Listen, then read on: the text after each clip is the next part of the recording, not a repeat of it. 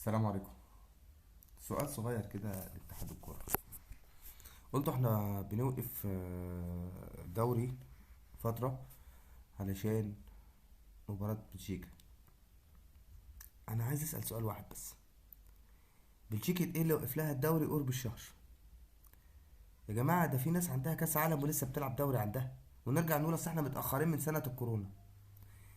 افتح كده موقع يلا كورة، هتلاقي تونس، هتلاقي المغرب عندهم دوريات شغالة،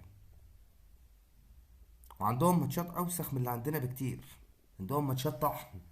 واحنا عشان بلجيكا في ماتش ودي بتستعد ازاي تفشخ المغرب، وبنبين لهم ان احنا في قرب مستوى المغرب، فالعبوا معانا ازاي هتغلبوا المغرب. بناخد لها شهر. طب ما احنا كنا اولى الشهر ده يبتدي في كاس العالم. يعني لو كده كده هتوقف شهر، انك تيجي توقف شهر دلوقتي بقى تيجي في نص كاس العالم تقول اصل الناس مستمتعه جدا بكاس العالم فهنوقف تاني.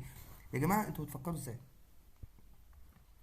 ما كان زماننا دلوقتي لحد دلوقتي خلصنا 3 4 اسابيع، ايه المشكله يعني؟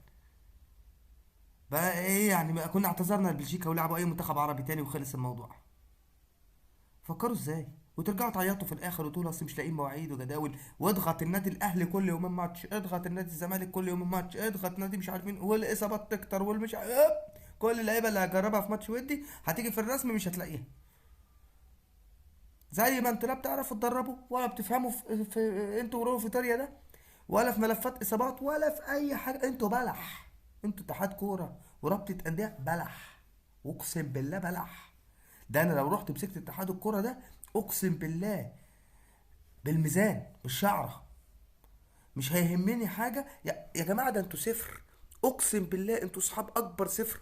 لا كره شاطئيه، ولا كره صالات، ولا كره ملاعب، ولا اي كوره خلقها ربنا خدنا فيها بطوله، ولا مستوى شباب ولا مستوى كبار ولا مستوى اي حاجه.